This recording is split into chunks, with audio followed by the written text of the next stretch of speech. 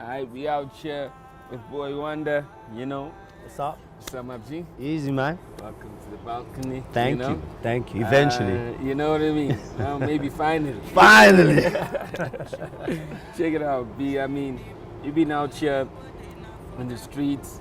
I think your TV career literally like catapulted faster than your rapping career, which I feel your rapping career is still establishing. So, you know, some people see you behind the mic and they're like, what the fuck, you know what I mean? Yeah.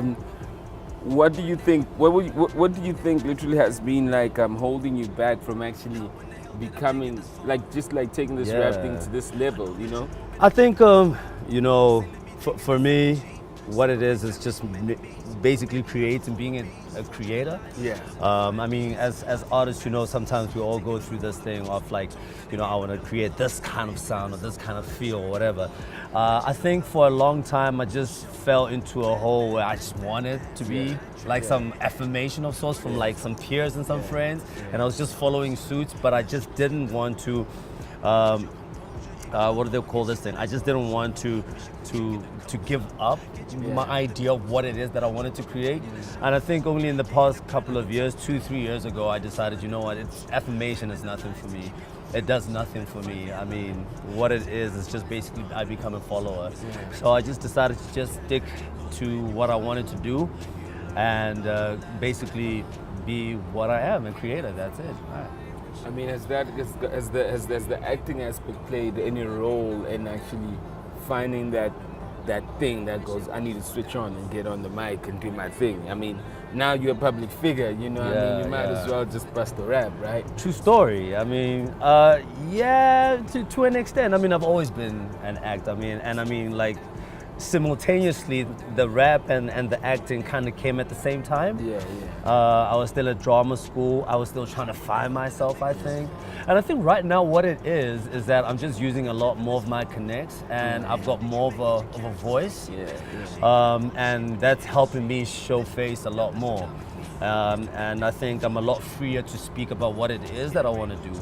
I mean, we're living in a world right now where hip hop is just so linear right now, and we don't actually see the pioneers underneath all of that.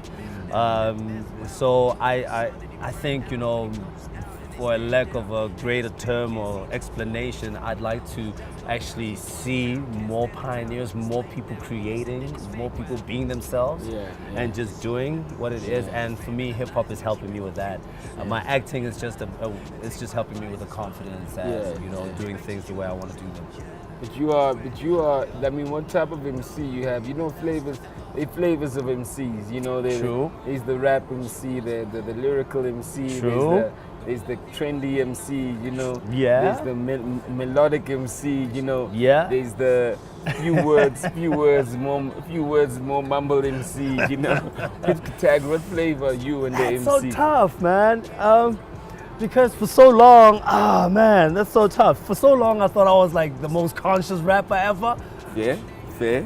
And then I just realized that I'm really not. My life isn't living the lyrics. And that was kind of whack for me, you know. Damn, dog. So you were a conscious rapper, I was like a conscious rapper, but I'm like living a lie, and I'm like, oh no, I'm not a conscious rapper. And then I mean, that means that's like a umashasha. It's a storyteller. You know what I mean? You know what I mean? I was like, no, forget this.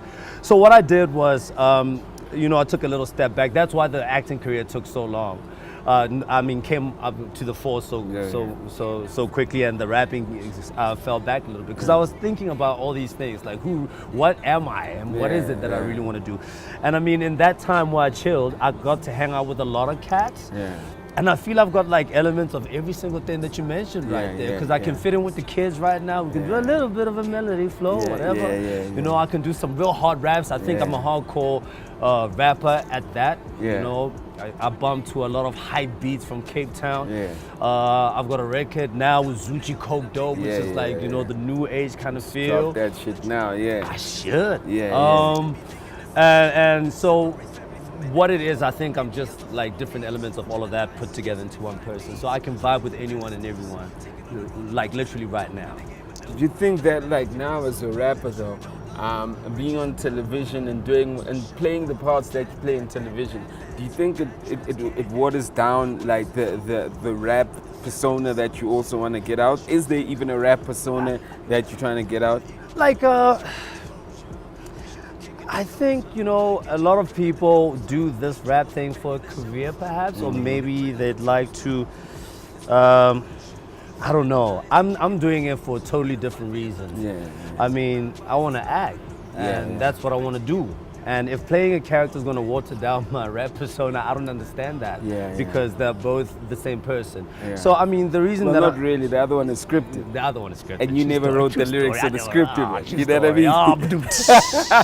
Hitting me with that. You know what I mean? True story, though. Yeah. But there's also, there's but also the only relation common to the factor character. is that they both want to do this. Exactly. That's the only common factor. There is a relation to character. Sometimes when you take a character on, you only get a script, and it's only just like the body. You give it a soul, and that soul comes from the performer himself. You know what I mean? So it's sort of like elements of yourself that you drizzle inside of the character. So in essence, it's sort of like the same thing. But for me, I mean, I don't want to do rap. I was thinking about this. I don't want to be like I don't want to be on big ass stages when, getting like, oh my God, oh, that guy's that God MC, whatever. I'm not chasing that. I think what it is more about creation for me, man. Like putting a magnifying glass on society, and that's what I think MCing and hip hop really is. Just basically speaking on society, speaking about what's happening in your surroundings, but finding a creative way of putting that out there, And I think in essence, that's what I've been doing for the longest time, just haven't found the right formula. Like I was saying, I was looking for affirmation from the wrong people about what it is that I needed to do. And only about 2 or 3 years ago, I kind of found like the reason for doing what I want to do. And I suppose putting myself on platforms like Slick On Life and all that, it's not really to chase getting numbers on my end, but just to get the story out so that people can also understand when they look at me and they go, oh dog, you trying to be a rapper? No, I'm not trying to be a rapper. I am a rapper. I mean, I am one. I'm an MC, yo. Don't get it twisted. I'm an MC. But at the same time, I'm trying to script a different story of my own. I mean, AKA is a dope ass lyricist. He created his own lane. Casper's getting a lot of hate for a lot of stuff. I don't know why, because he created his own lane as well, obviously with a little bit of like influence from the other guys from Motswako who came out before him. There are so many other people who are creating their own lanes. Maraza right now, I mean, his second coming is a brand new second coming, you know what I mean? And he's obviously created his own lane. And that's for hip hop, and maybe perhaps they're living it so that they can have like a living through hip hop. I make my living through entertainment and entertainment, and that also encapsulates like my rapping prowess and all that. So I just want to see myself grow and build from that point on. So you said that you had to find a reason why you had to rap, but so what is the reason? I mean, it's not about the what everyone else is chasing, the fame, you know what I mean? Yeah. I mean, is it I gotta get like your background from a level of what world are you trying to paint, and like I always go, what makes you have the audacity to feel that your world is important for us to kind of like get into, you know what I mean? Because like TV, literally we fed that stuff. If that's all you plan, don't give a damn. But you as a creative, what makes you have the audacity to feel that your stuff is what we need to hear? I mean, it's like when you started this whole thing, it was so that you can give somebody a voice. So that there can also be an education element to it. Like you're educating like anyone else who's out there going, oh, what is this rap, hip hop thing? You know what I mean? And you're giving us kind of like the platform to do that, right? And for me, I feel like I've got a chance to also do kind of similar kind of thing, and that's to teach, that's to spread a message, that's to have a conversation, that's to spark conversation. And if I can't spark that conversation through just talking about how a party was or whatever, I might as well just take my acting powers, put it inside of a record, see how I can create that. And if that sparks a conversation, then I'm more than happy. Then I can move on creatively. Yeah. You know what I mean? I mean, the reason I kickstarted this whole, I don't want to give it a tag. My head says performance rap. That doesn't make sense to me. But like, it's kind of like, you know, getting to that point. The reason I kickstarted that was because I was out at the National Arts Festival one time. I saw Lymphatic Tabs and Janai Grindeth and Eavesdrop up on stage. And that's what made you think you're conscious. Niggas is a bad influence in a good way. Nah.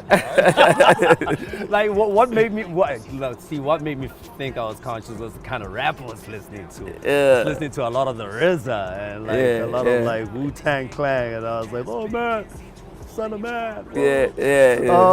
So anyway, I saw those guys up on stage, and what they did was they put together a play. And I know Tabs is a drama student also. He's also a drama graduate. Yeah, you know. Yeah. And they put a play together. Tabs. I wasn't able to understand how they fused everything together until I finished my studies, and I kind of realized that, man, I can do this, but you have to move on with the times, because hip hop also moves with the times. You know what I mean? It changes and maneuvers. So what I did right now, what I'm currently working on is a project called Vices. And it's just sort of like putting a magnifying glass on the current state of hip hop, but the influence that it has, sort of like the images that we see, the kind of language that's used, the kind of beats that are produced. And that magnifying glass is seen from first person. So I'm not talking about it from third person point of view. I actually put myself in the character and write from first person point of view. Yeah, and that's my kind of way of saying, listen, my contribution, and hopefully it adds to the growth of hip hop. So when can we see this? That's special, man. Sounds special. So I've already shot like 2 videos for it. The one song Forever that I dropped with Zuchi. By the way, Zuchi Cook Dope. Shout out Zuchi Cook Dope. He dropped like, he produced the whole project. And it was before he was like well known. I think he had just had a little tiff with like Les and them. I don't know about what. Yeah. Figure. And I was just like, yo, dog, let's work. I like your stuff. So anyway, the track Forever that I have is basically the last song in the project. So what I want to do is I want to drop that last song with the video, and then track back to the beginning of what really happened for this guy to actually end up that way. If I'm going to show you the video after all of this, and it'll make sense for you to see that like this is basically the very end. How do we track back to the beginning and start that story to the beginning to find this guy at this point? Yeah, man, and you'll be able to see it really soon. I think I was hoping to drop all 10 tracks, all 10 videos first, but I think that's just gonna be a waste of time if I don't have any money. So without funding and all that, it's gonna take a long time, so I might as well just, you know, wet your taste buds and wet your throats and everything, quench your thirst by just dropping the videos that I have for now and just let them run. All right, cool, man. So straight up, I don't want to give any of the fans that are watching you as an actor, you don't want to give any scoops of what's going to happen next to any one of your characters, you know what I mean? I know you signed an NDA, but nobody watches this. Nobody watches. What do you mean nobody watches this? No one watches this shit. I know a lot of people who are watching right now. So yeah, I'm in a show called Broken Vows. Character Bongo, really scandalous journalist. There's been word on the street of a second season of a very popular show that's about to come up that I'll be leading in. I can't say the name yet. The producer and director said, dude, just keep your mouth hush about it. So hopefully that'll come out real soon. Yeah, I'm still gigging commercials, and I mean, look, I'm trying to start up something. I'm funding myself right now.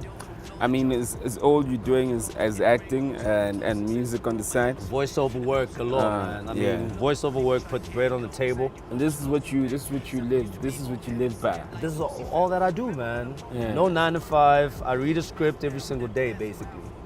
Shit. Yeah, and I write scripts too. Read a script, write a script. Yeah, that's your truth, right? Yeah, that's my truth. That's dope, man. Shit, you must know what you're doing. I know actors driving Benzos, you know, saying that. You know what I mean? It must be them cats that. It must be them cats that actually went to school for it. All them other niggas that got into it through adverts are like. Baba, this is not 30 seconds. Yeah, man. I'm living good. That's great. That's great. And you got 2 kids? I got 2 kids.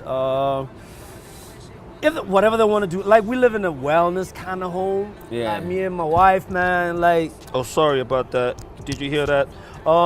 We live in a a wellness kind of home, where we believe like in energies and the vibes that you give out into the world always come back to you. So if I did anything wrong to you, I'm sorry. This is just me saying I'm sorry. I'm hoping to get positive vibes right back from you. But we live by that code at the house, you know what I mean? And hopefully we'll raise those 2 kids the same way. I got a saying though, and I'm wrapping it up. You know, it's almost like you're gonna live according to what you are and who you are. True. You don't have to position yourself as a good person. If you're a shit person, you'll be a shit person, and you will be well in life. You'll get life, but like obviously the karma of that will come to wherever it comes to. But the truth of the matter is that you can never place yourself as a good person if you're an asshole. So with that being said, you know, no need to apologize if you fucked up anything. That's who you are. It'll come back one way or another, somehow, some way. But like, if you do enough good, you'll cross it out. Trust that. I trust that. Yo, we out here with B.O.Y Wonder. Never wonder what he does. Rapper, actor, voiceover artist, slash producer, slash writing scripts, slash reading scripts. What you know about that? What you know about that, man? Thanks for coming through, my G. No doubt, man. Thanks for having me. Thank you.